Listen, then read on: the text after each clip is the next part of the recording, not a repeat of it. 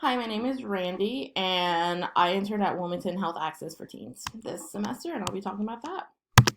So, the mission statement is to improve the health of the youth of our community by ensuring access for all to quality physical and mental health services and by providing prevention, education, and outreach services to promote optimal health. The main goal at WHAT is to minimize common barriers adolescents face to provide them with adequate health care, both physically and mentally, that we all deserve.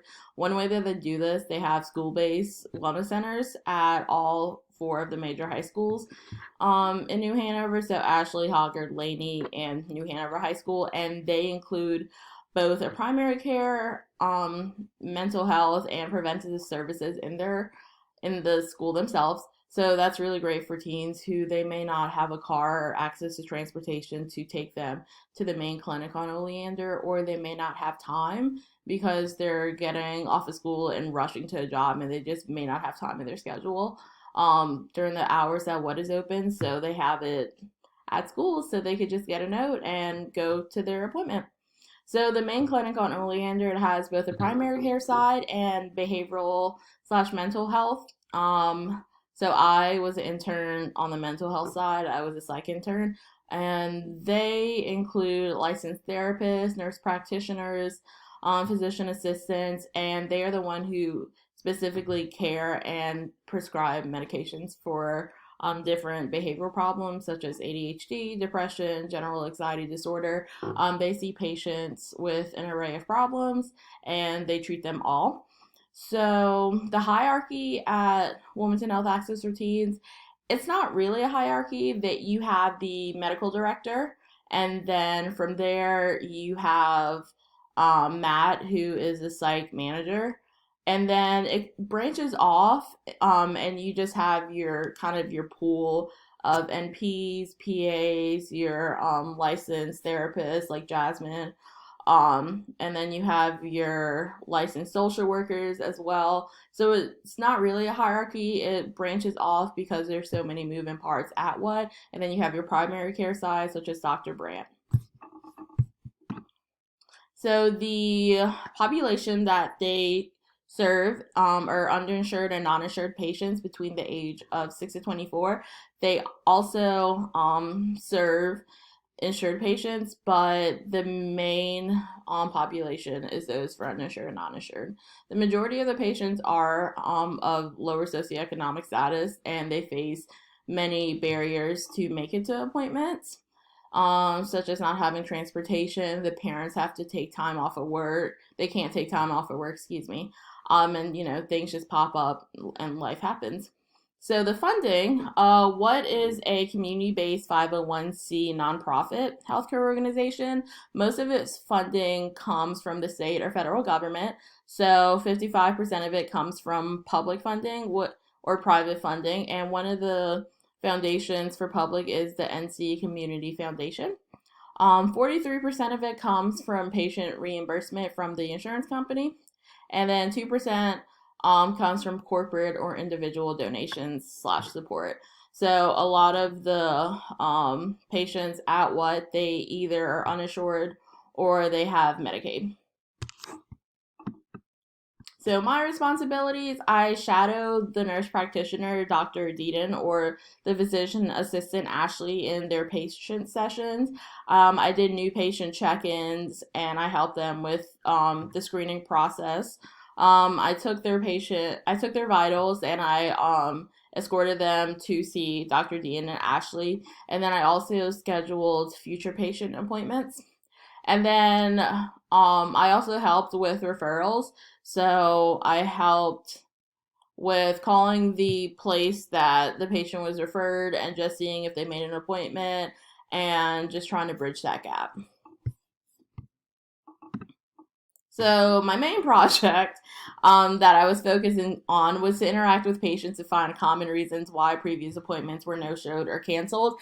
And what was very interested in why patients cancel, because there is a very high percentage on patients canceling or no-showing. Every day that I was interning there, I would say there were at least two patients just for Dr. Dean alone who would just not show up or cancel. So they were interested on why patients do that and how we can eliminate the barriers that they face. So that was my main project before COVID-19 happened. So I would either call them or when they came into the clinic, I would talk to them and ask them, what do you think a common barriers that you face? And I did talk to a few patients, and a lot of them said transportation, because Wave, the busing system, is not accurate. So it either drops you off way early for your appointment, or it's late and it's too late for your appointment, things like that. So that was my main project. So the CEPH domains I had were determinants of health. So socioeconomics played a huge part in my internship, because what focuses on lower socioeconomic population. Human health, I was around people, I was around patients every day that I was there. It definitely improved my professional speaking, so that's really great, and building that rapport with patients. And then the role and importance of data in public health. As I said, my internship project was calling patients and getting the common barriers, also interacting with them. So I talked to about 20 patients before, and I have to collect the data on why they didn't show up, why did they cancel, what can we do to prevent this, and try to give them some resources there. And then overview of the health system. Learned that as well. Learned that the U.S. health system is not that great, and that it definitely puts money before the health of its own citizen. So my most important learning thing that I learned there was we are not entitled to judge people. So you see a lot of, or at least I did, I saw a lot of patients who they I don't want they you would label them bad kids. They had a lot of different behavior problems. And from the outside, you could just see them as bad kids who were screaming, doing this and that.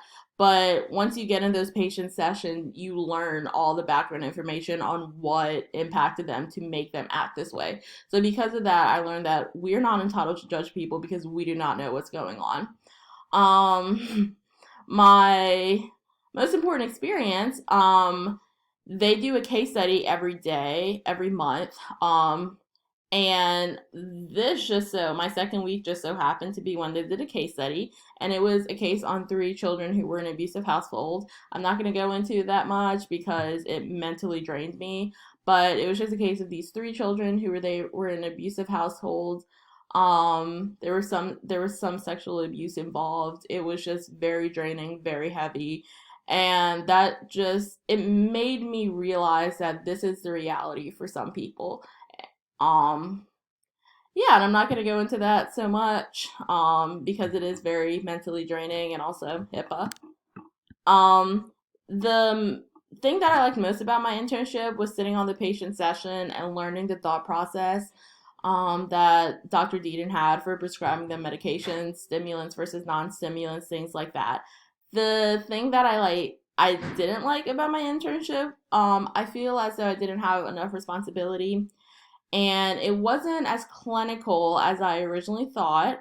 Not sure what I was expecting, but I was expecting more hands-on, and you really can't do that in psych, unless you're a physician who can actually prescribe. I'm not.